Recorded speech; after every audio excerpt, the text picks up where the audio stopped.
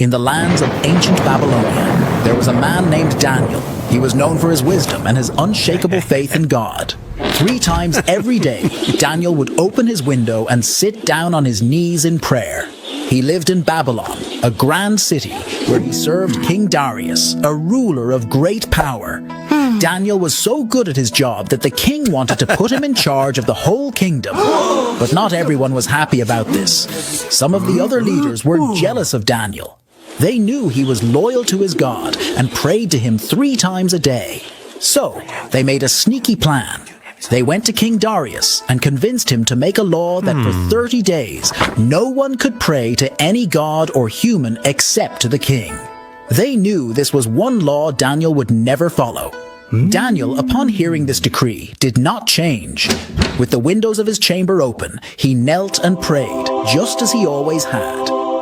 The officials, lurking like shadows, caught him in the act and brought him before the king. King Darius, distressed, realized he had been tricked into condemning his most trusted advisor. Yet, the law of the Medes and Persians could not be revoked. With a heavy heart, he ordered Daniel to be cast into the lion's den, hoping in some way his God would save him. As night enveloped the land, Daniel was lowered into the den. The lions, mighty and fearsome, roared and paced. But as Daniel stood among them, a serene calm enveloped him. He spoke softly to the beasts, his voice a steady beacon in the darkness. Miraculously, the lions did not harm him.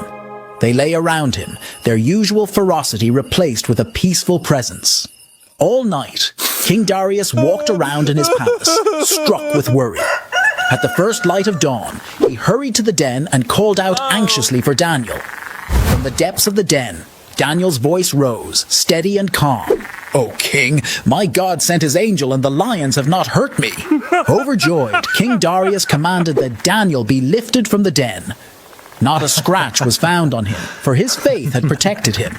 Then, in a turn of justice, the king ordered those who had conspired against Daniel to be thrown into the lion's den. This time, the lions did not hold back, and the conspirators met a swift end. King Darius issued a new decree, declaring that in every part of his kingdom, people must respect Daniel's God. Daniel's bravery and trust in God protected him from the lions.